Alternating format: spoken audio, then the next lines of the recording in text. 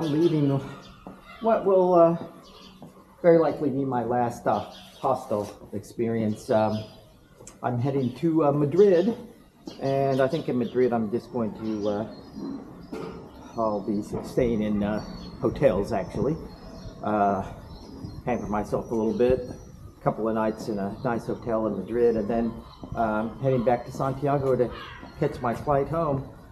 So last night I posted day 37, which was actually my last day on the Camino officially. So I'll probably post one more video of my remaining time here in Spain, but I'm not going to, probably won't post this today. I'll probably just sort of combine my last 3 days all in one concluding video. So that's it for now.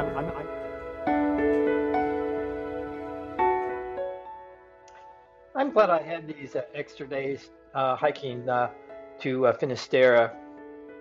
It reminded me a lot of the early days on the Camino. It was sometimes pretty challenging, but the views were spectacular. The trails were very nice. I know I talked a lot about how lucky I am, what a lucky person I am at the beginning of my trek. And yeah, even though I did twist my ankle pretty badly, and in fact it's still kind of tender, I consider myself very lucky that it didn't happen until the very end of the last day of my hike. So if it had happened any other day, I wouldn't have been able to complete the hike. So yeah, I'm a lucky guy. Well, I'm still not quite sure exactly what to make of this experience hiking the Camino de Santiago. I had a lot of different experiences, a lot of different emotions and interactions with people and interactions with nature, but there's still a lot for me to unpack. But for now, it's time for me to leave Finisterre and the Camino and get on my way to the next phase of my life.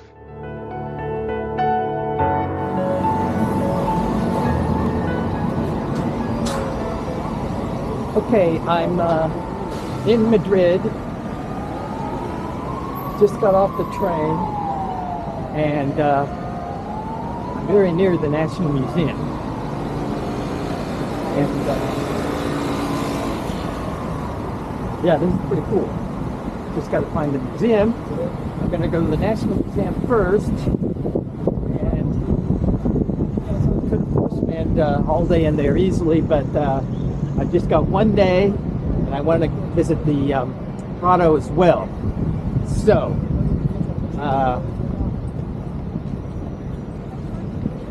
the museum doesn't open until 10, and it's not even 9:30 yet, so I'll get a little breakfast beforehand if I find some place to get a little snack.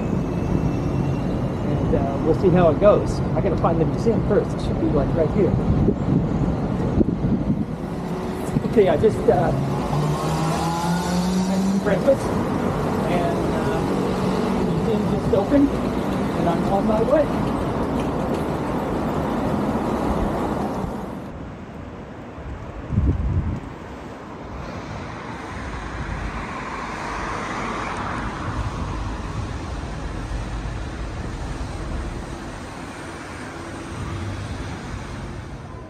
Okay, I'm sitting here in sort of a courtyard in the National Museum. I've been here, I don't know, probably over 2 hours, and really have only seen the tip of the iceberg, but I've got to get to the Prada today, and so I'm gonna have to cut it short. I spent really, there's so many great works here. I spent a lot of time looking at a few works instead of rushing through and trying to see as much as I could. I ended up really contemplating a few pieces. Okay, I'm now on my from Nashville to the Prado, and yeah, it's really kind of ridiculous that I'm trying to accomplish both of these museums with just one day, but you know, that's the situation I'm in. So, but I mean, it was just hard getting out of the National Museum, knowing there was so much that I hadn't yet seen. So, but I spent a good amount of time in front of some pieces that really were impressive. So, I mean, the whole thing, the whole experience is really going into any museum, not necessarily these museums, but any quality museum, just sort of makes me feel the whole idea of my years teaching art, just really how absurd the idea of teaching art really is. I mean, it's like teaching someone how to breathe. Yeah, it's teaching someone how to cry, teaching someone how to laugh. This is actually a nice little walk between these two museums. I'm guessing it's going to be about a 15-minute walk. Looking at my Google Maps, seems like that's about what it's going to be. So I should be there. I should be there shortly.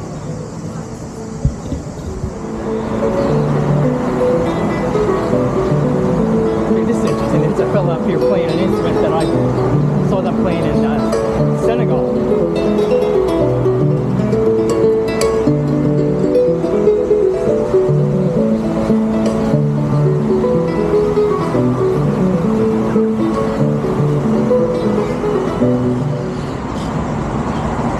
Okay, I think I'm at the entrance somewhere here. Looks like it could be an entrance. Although those doors don't look open. Maybe it's down that way. Let me walk down that way.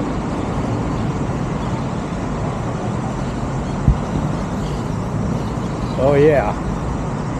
I see a pretty significant queue here. This might take me a while just to get into the museum because it looks like a line of people waiting to get tickets. By the way, the National Museum, I don't know why, I showed them my passport and they let me in free. It'd be nice if that happens here. We'll see. Okay, I'm now back in Santiago. My time in Madrid was much too short. I could have spent multiple days in either one of the two museums I visited or other museums that Madrid offers, but time just didn't allow me to do that. So yeah, here I am back in Santiago, and I've got about a day and a half to burn here before my plane takes off. So I'll spend this time just doing a little more reflection, just sort of thinking about on my entire Camino experience and my time in the museums in Madrid. And but I really think the thing that has impressed me most about this trip is my time thinking about the upcoming year and years beyond, and my next phase of my life beyond my work as an arts educator and getting back into really discovering who I am as an artist and setting up my studio and humbly, after my museum experiences in Madrid, humbly immersing myself in my own studio. So yeah, that's where we are right now.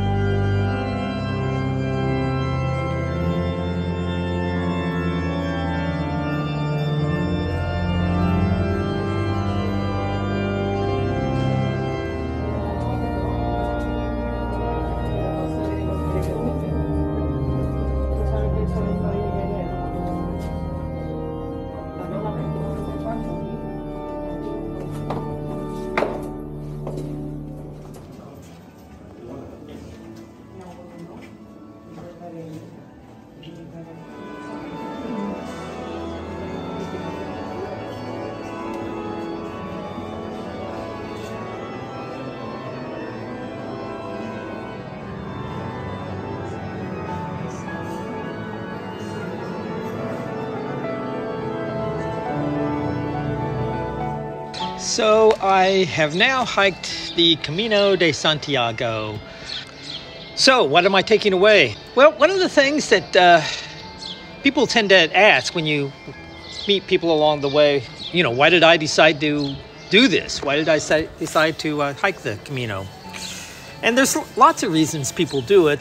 My more superficial reasons, I suppose, for hiking the Camino have been preparations for my future. I'm planning on moving to Mexico, and this has been an excellent opportunity for me to start learning Spanish a more authentic way, and also the miles that I've hiked have been a way for me to prepare for my anticipated hike of the Appalachian Trail. That, of course, will be a lot more than 600 miles. That will be about 2,200 miles.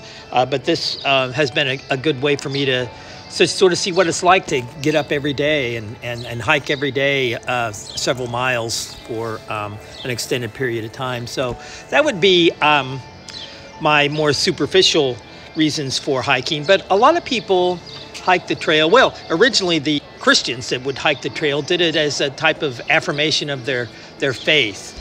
And others have done it for similar spiritual reasons. It's just an opportunity to reflect, and even the non-religious will often hike the trail as a way to reflect. And I've been aware of that, and I've tried to use my time, especially my alone time on the trail when I'm walking by myself, as an opportunity to just sort of reflect on things. The more personal things, as I've mentioned earlier in my vlogging, are things that I prefer to keep to myself, and not the sort of thing that I feel it's appropriate for me to share in a public venue like this. I have used this as sort of a transition to sort of reflect on a transition of into the next phase of my life after leaving my position as an arts educator, as a way to sort of transition. And frankly, I feel like it's been hard for me to let that go. I feel like I've got some unfinished business as a teacher. Yeah, there's a lot that I've had to reflect on. I'm still going to need a few more days to reflect on this experience, but I think the Camino is like any other experience. What you'll get out of it will ultimately be proportional to what you're willing to put into it.